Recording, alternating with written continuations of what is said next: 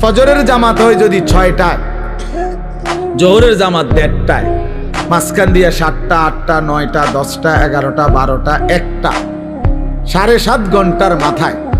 তাহলে 7.5 ঘন্টা বা 7 ঘন্টাই ধরো, ঠিক আছে, 7 ঘন্টা আল্লাহ বলছে বান্দা সামান্য দুনিয়া, কিন্তু যাও সময় বেশি দিছি, যাও তবুও করো, সমস্যা নাই, 7 ঘন্টা করো। আর অনেক লম্বা আখিরাত, একদিন হাসরের ময়দানের 50,000 বছর, ফুলসেরাত 30,000 বছরের রাস্তা, কবরের শেষ ব্যক্তিটাও থাকতে হবে। কোন কোন মুহাদ্দিসিন বলছে 40,000 বছর। এই লম্বা সফর অনন্তকালের আখিরাতের জন্য এই 7 ঘন্টার ব্যবধানে, 8 ঘন্টার ব্যবধানে সময় নিলাম মাত্র 30 মিনিট, 7.5 ঘন্টা তোমার দুনিয়ার জন্য দিয়ে দিলাম। তবুও যদি বলো বান্দা আমি জুলুম করছি, তার ইনসাফ কিভাবে? তবুও যদি বলো বান্দা আমি পারবো না, গাদ্দার, তোমার মতন নাফরমান আর কে হইতে পারে? তোমার সামান্য দুনিয়া, অথচ সময় দিছি বেশি।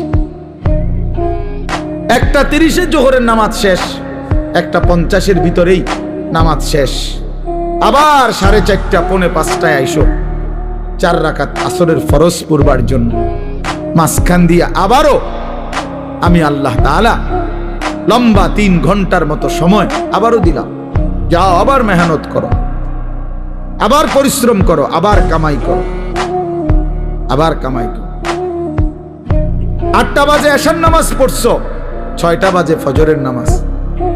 এশার নামাজ আর ফজরের নামাজের মাঝখানে 9টা, 10টা, 11টা, 12টা, 1টা, 2টা, 3টা, 4টা, 5টা, 6টা, প্রায় 10 ঘন্টা আমি আল্লাহ বিরতি দিয়ে রাখলাম। যাও ঘুমাও, তোমার আরো যদি কোনো কাজ থাকে করো, সংসার করো, স্ত্রীর সাথে সময় দাও, নিজের ঘর সামলাও, নিজের আরো কোনো কাজ থাকলে করো বান্দা।